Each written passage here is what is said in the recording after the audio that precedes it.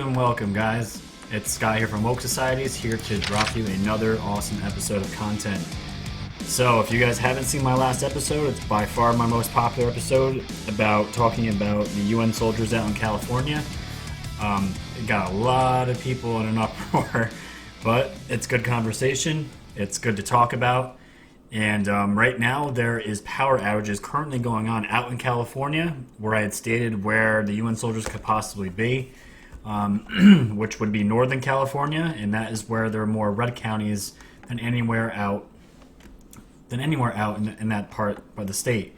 And that's where some of these power outages are actually going on right now.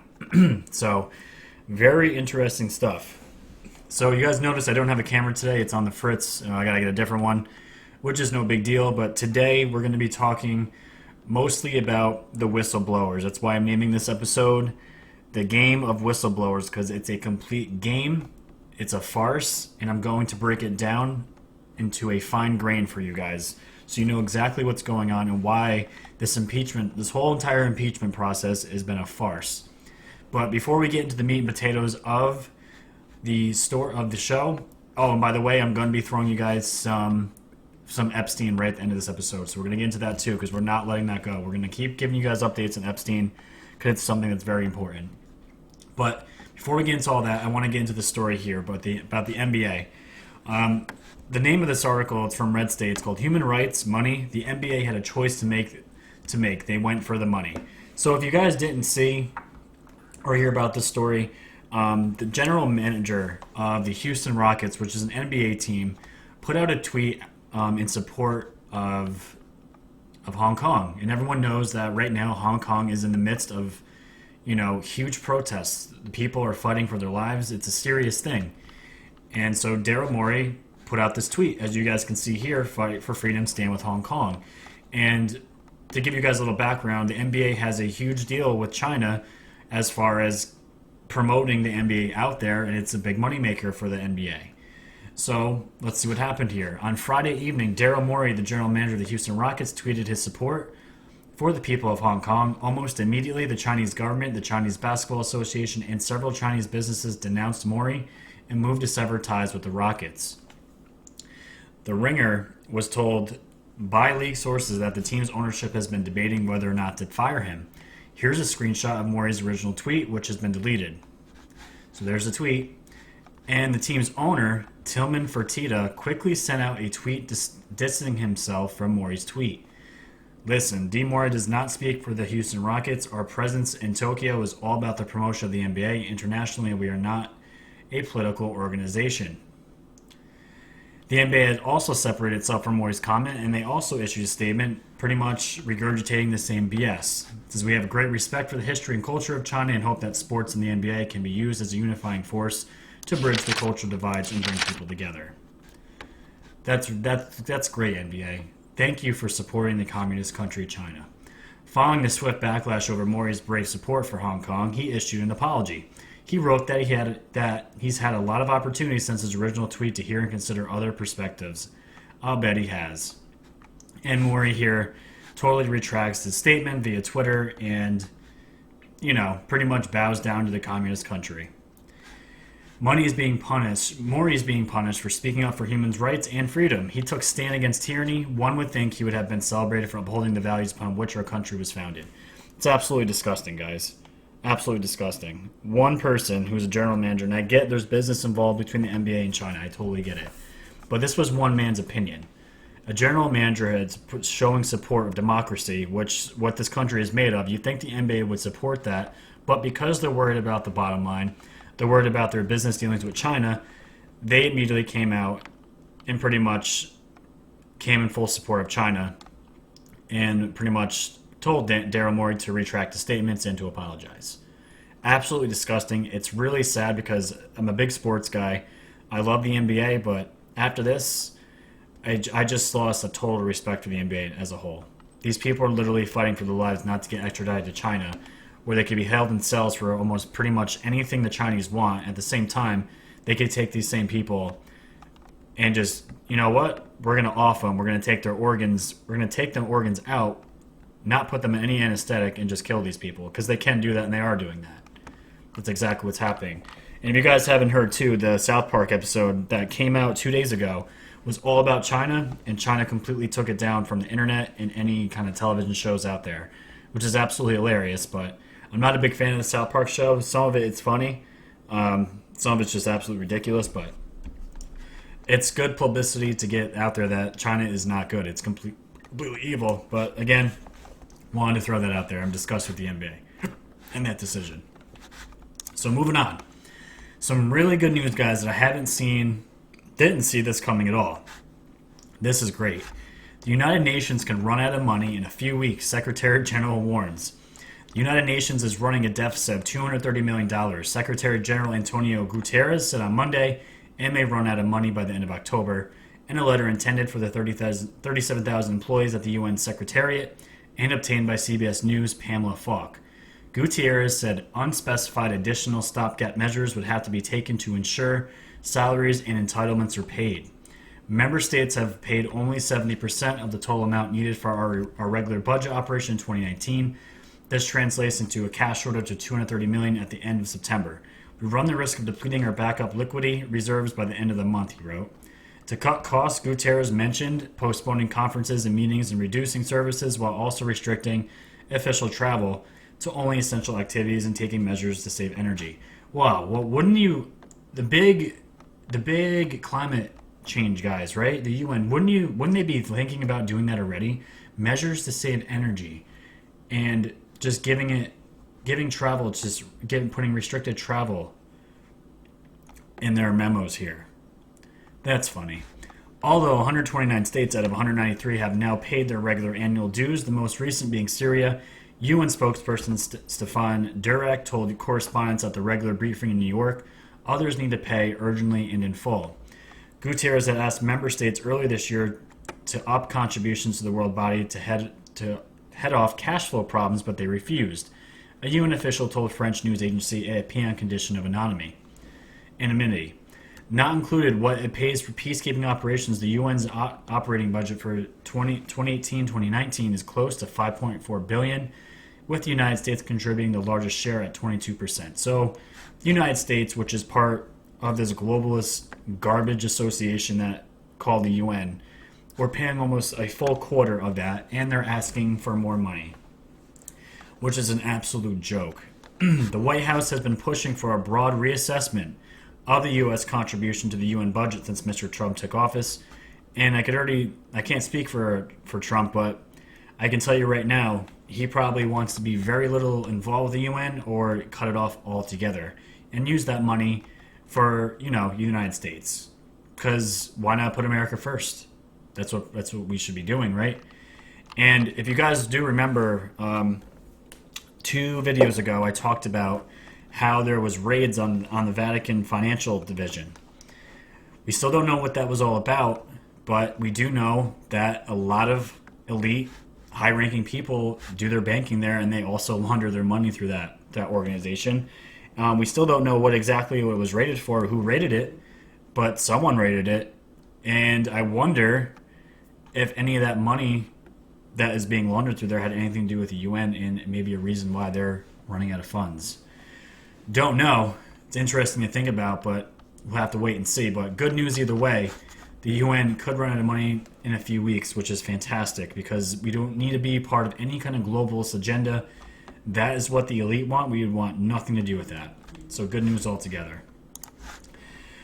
Okay, guys, here we go. Let's get in to the whistleblower phenomena that is going on right now, and we're going to start here. If you guys didn't know, Hillary Clinton is teasing that she may run again for 2020. Unbelievable, right? Hillary Clinton told the PBS reporter that she could win against President Trump in the 2020 rematch. I think that crooked Hillary Clinton should enter the race to try and steal it away from left Elizabeth Warren. This is Trump's tweet. Only one condition. The crooked one must explain all of her high crimes and misdemeanors, including how and why she deleted 33,000 emails after getting C subpoena. Hillary responded, "Don't tempt me, do your job." Clinton said in response to the tweet, "Ooh, Trump must be shaking in his boots right now. Don't tempt me, do your job." And I saw a funny Twitter response back to this. This is just great. I had to throw this in here for you guys. Again, she said, "Don't tempt me, do your job." And this guy, CJ Pearson, said, "Do your job. Didn't Monica Lewinsky have to do yours?" Oh, got him. He got it right there. Hilarious stuff. But I had to show you guys that. But yes, Hillary is hinting and teasing right now that she wants to run for presidency against Trump, which is absolutely hilarious. So if you guys didn't know, Hillary right now is on a media tour with her daughter promoting books. And when I had heard she might be considered running for president, immediately the first thing that popped into my head is that she knows the shit's about to hit the fan. And if she's running for president, that means really any kind of prosecution against her at the moment can come to a halt until she's done running. So why do I think things are heating up now? And again, this is all going to tie in with the whistleblower story in just a moment. But what is she hiding from? What is she up to? So right away, we got that, which I showed you guys. This was funny. So this is why I think she's starting to panic a little bit, because we have guys like Clapper here who went right on CNN and said, "Clapper again blamed Obama for masterminding the coup against Donald Trump. At least he's consistent with this story." And we're going to watch this right now. As you know, the president now has sitting members of this government. You have the Attorney General traveling the world now, meeting with U.S. intelligence partners, trying to find out, in his view, whether they participated in some sort of Obama administration-led effort to undermine President Trump in the last election here. You also know that John Durham, who is a former prosecutor, senior Justice Department official, he's pursuing his own investigation on the origins of that probe. Are you concerned that Barr's or Durham's investigation will find wrongdoing and seek to punish former intelligence officials? Well, I don't know. I don't think there was any wrongdoing. I think at the time all of us were trying to navigate a very, very difficult, politically fraught, highly charged situation. I know for my part, my main concern was the Russians and the threat posed by the Russians to our very political fabric. And the message I'm getting from all this is, apparently what we were supposed to have done was to ignore the Russian interference, ignore the Russian meddling and the threat that it poses to us. And oh, by the way, blown off what the then Commander-in-Chief, President Obama, told us to do, which was to assemble all the reporting that we had available to us, and put it in one report that the President could pass on to the Congress and to the next administration. And while we're at it, declassify as much as we possibly could to make it public, and that's what we did. Right there, guys. Right there. You heard it from the man himself. They are directly under the orders of Obama, which is shocking, right? Absolutely shocking. So we have guys like that. And not only that, this just came out while I was setting up the video. Biden spokesperson admits Obama knew about Hunter Biden's Ukraine business deals. No way. According to Joe Biden's spokeswoman, President Obama was well aware of his vice president's son, Hunter Biden, raking in millions from Ukrainian gas company and didn't think it was an issue. Kate Bedingfield, the elder Biden's deputy campaign manager, appeared on MSNBC to discuss her boss' recent editorial in the Washington Post when she confirmed that what many folks already suspected. President Obama knew Hunter Biden received $50,000 a month from Burisma Holdings, while his father oversaw relations with Ukraine and did nothing about it. Look, every single independent outlet that's looked into this had said there's no issue of wrongdoing here. You know, in 2014, the White House cleared Hunter Biden serving on that board, Bedingfield said. So he's absolutely been asked that question, and he's answered it many times, he said, referring to Hunter Biden's shady business. So guys, are you seeing a pattern here? You're seeing these deep state actors point the fingers at each other, and they're all going to Obama. And the other thing that I wanted to get into is going back to Hillary. Just late last week, there was a new FBI document dump talking about two iPads, regarding two of Hillary Clinton's iPads. And I took a screenshot here. Here it is. I'm going to try to blow this up for you guys so you can see it. So we have MH here, who is Monica Hanley. She was one of she was one of Hillary's aides. So, one of these iPads was not given to the FBI. Monica Hanley was the recipient of Clinton's old iPad, which she used for about a year, but at the same time, she thinks Hillary scrubbed it. When the iPad was turned in, it still showed up as Hillary's iPad because her name still came up on the front screen and required a login. Now, this was in October of 2015, and this was right around the time of the Benghazi hearing, which is super important. So, this information is out to the public. These documents can be found right on the FBI website. And according to the prior reports, only one of these iPads was handed over. So, the big question is, where is the second iPad, guys? Who has it? And if someone has it that's going to maybe throw Hillary under the bus, is there extreme panic going on behind the scenes? Is this why she wants to run? What is she trying to hide from is the big question. Now, just to go back here, I want to look at a Q post. This is going back to Obama. 2959. Obama gave the order to start the spy campaign, both domestic and foreign. Hussein gave the order to start the spy campaign. It was logged officially 2 times. 1 times domestic, 1 times foreign. And right here, Judge White House meeting. White House visitor logs are important. Hussein Library class doc move. Attempt to shelter/protect. Who has authority to obtain? The more you know. Q. And now we were just talking about Obama here knew about the Hunter Biden dealings. He knew all this stuff was going on. He was the man signing off on it. And guys, if you haven't noticed, all these investigations with Barr, Durham, Horowitz, they're all going on. And guess what? Have you seen them ask Obama or has Obama had any involvement in the news as far as helping any of these investigations at all? Has there been any reports of them asking Obama any questions in regards to any of this? No. And there's a reason for that. There is a big reason for that. We are getting closer and closer, guys, to all this blowing up and coming to a climax. And it's going to be fantastic. Now, as far as the Bidens, this is showing more panic, guys. Check this out. This was a poll that was taken on Zero Hedge.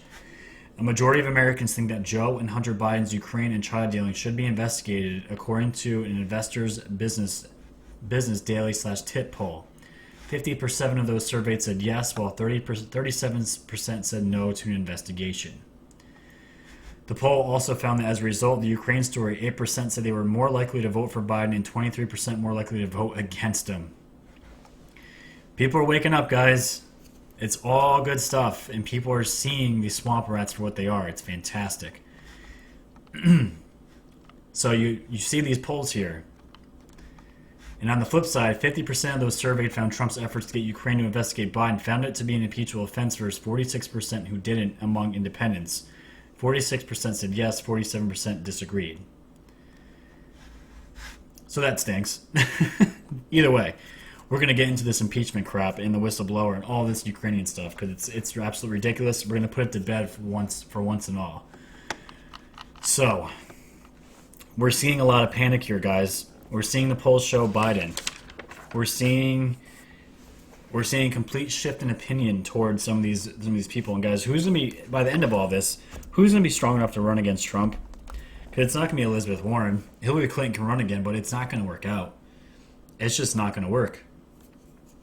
So, in the latest, in the whistleblower story, guys, the latest here. The Dems are obviously pushing for impeachment. They're doing super shady things behind closed-door meetings, not involving any Republicans, not involving... It's just, everything about it is super, super shady. So, the last thing that was reported that the Dems were trying to do was to get this man, Ambassador Sondland, all the way from Brussels to come talk about Trump and the Ukrainian whistleblower story. And as this was going on, the ambassador got all the way to the country, and what happens? As soon as he lands on U.S. soil, Trump cancels it and tells the ambassador not to go. Ultimate troll job, and it sent the Dems into an absolute frenzy. It pissed them off so bad. And this is what Trump does. Trump uses everything everything that's being thrown, that the media is portraying as ammunition against Trump, it's being thrown back right in their faces 2 times as harder, and the Dems and the media have no idea what to do about it. And Trump said here, I would love to send Ambassador Sondland, a really good man and a great American, to testify, but unfortunately, he would be testifying before a totally compromised kangaroo court where Republicans' rights have been taken away and true facts are not allowed out for the public to see. Importantly, Ambassador Sondland's tweet, which few reports, stated, I believe you were incorrect about President Trump's intentions. The president has been crystal clear, no quid pro quos of any kind. That says it all. And that's a direct quote from this ambassador. So you can imagine what this ambassador would have testified to anyways that the Dems were looking for. And again, like I was saying before, guys, they're not allowing any of these Republicans to come to these meetings. The ones that they are the ones that are against Trump, which is like 2% of them. And it's out of the public eye. If they were telling the truth, they were so convinced that Trump is actually colluding and doing terrible, illegal things, like this whistleblower said, why wouldn't they just be out in front of it in the public with the facts? They don't, because they don't have the facts. This whole entire thing was made up a month ahead of time. And I'm going to show you guys how that happened. But again, ultimate troll job by our president here, which is absolutely amazing. So, how do we know, guys, that this entire whistleblower story was a setup? Well, if we actually go into the Congressional Research Service, where we look at the impeachment process in the House of Representatives, we're going to see something. There's going to be, I call it the 3 strikes. The 3 strikes to the Dems. This is going to be the first strike. They went in and changed some of the rules here. And the first one I want you guys to look at is here. The House impeachment process generally proceeds in 3 phases. Initiation of the impeachment process, Judiciary Committee investigation, hearings and markup of articles of impeachment, and full House consideration of the articles of impeachment. So right away, guys, the state's Judiciary Committee holds the investigation. But currently, guys, right now, that's not the case. This impeachment is being held by Schiff, who is from Pelosi's state, which we know is California, who oversees the Democrats' Intelligence Committee, not Judiciary. So right there you have a problem. They are not the Judiciary Committee, so that's strike 1. Strike 2. Let's look at this overview. This is what they also changed. The impeachment process may be initiated as a result of various actions and events, including the receipt and referral of information from an outside source, investigations by congressional committees under their general authority, or the introduction of articles of impeachment in the form of House resolution. So pretty much what this is saying, guys, a lot of you guys may already know this, but some of you may not. This rule change now allows information not from direct first-hand sources, from second-hand sources and outside sources. So this could be hearsay. Anybody that heard anything can now claim they're a whistleblower and bring a president now to impeachment charges. This is an absolute joke. So, again, this allows information from outside sources and does not define who the source can be.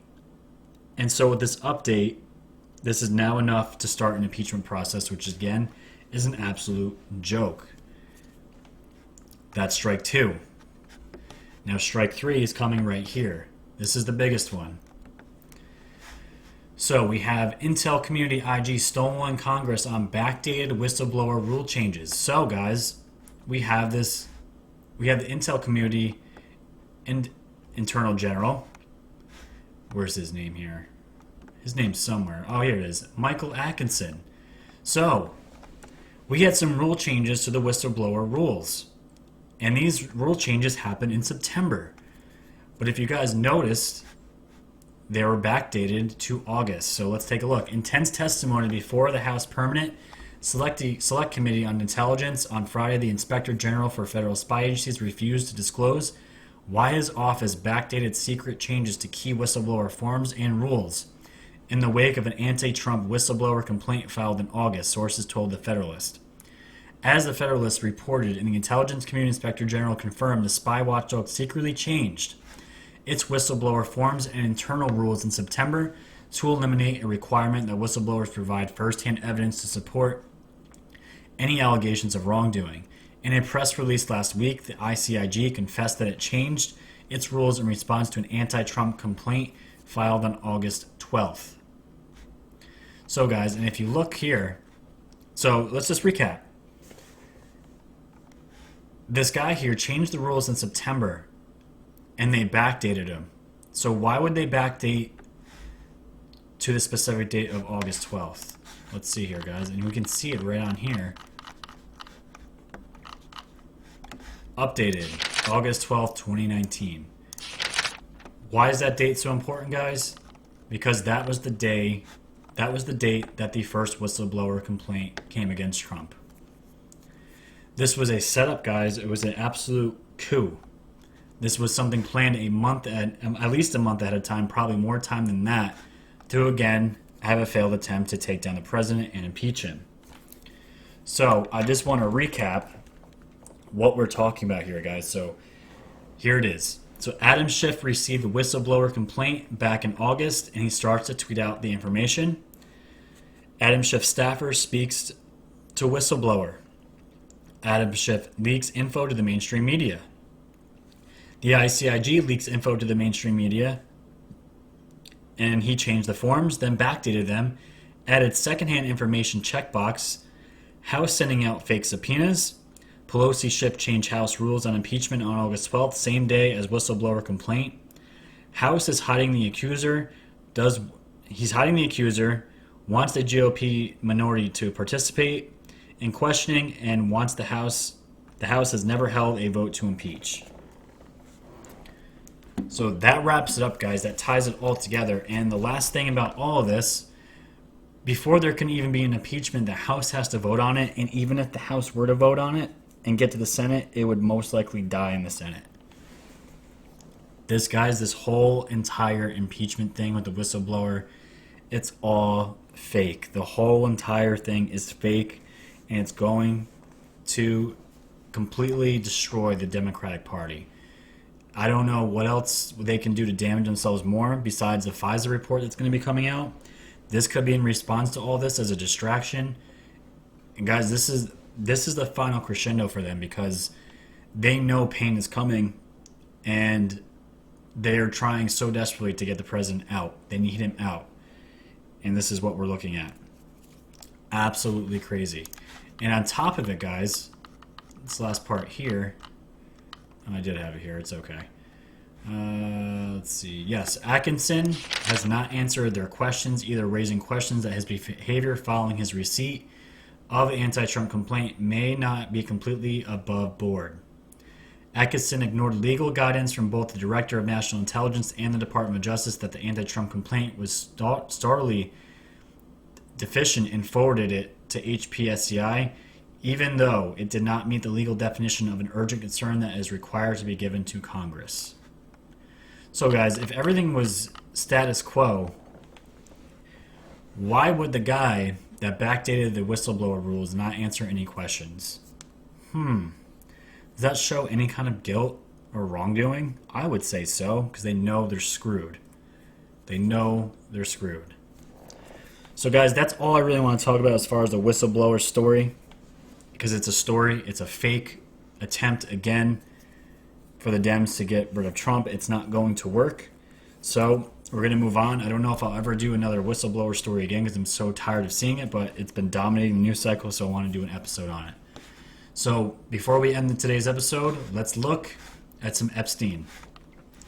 Prince Andrew now says party-filled 2010 Epstein visit was to end friendship. So, guys, the famous picture here of Epstein, Miss Ghislaine Maxwell, and Virginia Giuffre Roberts, who says she was forced to have sex with him. The famous picture. Now, he says, if you guys remember from over the summer, my episodes talking about this, he adamantly denied that this picture was him. This wasn't him at all. He was never at that party, and his lawyers were arguing that there was no way to prove that he was this was even him in this picture. But now he has changed his story and said, yes, that was him, but at this party he was there to end the friendship. So during the visit, Epstein threw the Queen's second son a party in the mansion's second floor dining room. In attendance were TV anchor Katie Couric, once the highest paid female presenter in the U.S., sat alongside comedian Chelsea Handler, a close friend of Gwyneth Paltrow and Jennifer Aniston. Also, there was George Stephanopoulos, a former White House communications director under President Bill Clinton, turned $15 million a year ABC News host, according to the Daily Mail. Now let's back up a second. ABC News and chief anchor and political correspondent George Stephanopoulos had no problem hanging out at a convicted pedophile's house after everyone knew Epstein was a registered sex offender. Stephen Papopoulos, I'm going to butcher that name, sorry guys, has denied being friends with Epstein. However, that didn't stop him from breaking bread with a notorious child abuser. And also seen at Epstein's pad on multiple occasions, which I've also reported on this also, guys. During Andrew's visit, were accused pedophile Woody Allen and his wife, Soon Yi, who ex-wife Mia Farrow adopted when she was 8 years old, according to the Mail. Disgusting stuff, guys. Andrew issued a statement in August claiming he's totally innocent and never saw Epstein do anything illegal. At no stage during the limited time I spent with him did I see, witness, or suspect any behavior of the sort that subsequently led to his arrest and conviction, said Andrew. We assume this includes the Lolita Express flight Andrew took with the former Miss Russia, Anna Malava, according to court records. As we noted in August, maybe Andrew also saw nothing during his guest appearance on infamous UK pedophile Jimmy Savile's show, Jimmy Will Fix It, when an 8-year-old girl was asked to visit a worship. So, guys, this Prince Andrew guy, Q has talked about him multiple times. He's part of all this stuff. He is not innocent whatsoever. He has changed his story now to saying that he was at this party to end his friendship, which is completely ridiculous. And to top it all off, we have Jeffrey Epstein associate Jean-Luc Brunel, who is cooperating now with prosecutors in Paris on their investigation into the pedophile that claims his lawyer. Jean-Luc Brunel is cooperating with prosecutors in Paris who are investigating Jeffrey Epstein. Before even the preliminary investigation was launched, he made contact with the Paris prosecutor's office, said Brunel's attorney, Corinne Dreyfus-Schmidt. Brunel was also the subject of a police probe himself after 3 women came forward with allegations of sexual assault and harassment. A former Dutch model told authorities in August that she was raped by Brunel when she was a teenager after he spiked her drink. And his former modeling agency, Karen Models, was raided last week by authorities while Brunel has fled to Brazil. So, guys, we have more guys, more of Epstein's co-conspirators coming together, and who knows what information they could be bringing to authorities? Because now this is an international investigation. Unfortunately, Epstein had his fingers in a lot of stuff, a lot of disgusting stuff, and now another one of his cohorts was arrested in Paris, which is fantastic. So we'll have to stay up to date on that story and see what's going on with that. So that's going to end today's episode, guys. I'm going to be hopefully doing another one on Friday, depending on what we come up with. Lots of stories going on, lots of digs that I want to get into. I want to get into those power outages out in California and see if anything comes up with that. And again, if you guys haven't watched my last episode, check it out. I'll bring it up real quick here. Show you guys the page. Very good. So here you go, guys. If you haven't yet, please subscribe. Please like and share all my content. It's all free. Eventually, I'm going to be on Patreon doing a lot more stuff, but until then, we're here on YouTube. So if you guys enjoy this, please support independent media. Please subscribe, like, and share. Just hit that like button. It takes 2 seconds to hit that and share with your friends and family, guys. I thoroughly enjoy doing this. It's an absolute pleasure. So, again, hit that subscribe button, guys, right over there. And until then, guys, stay woke.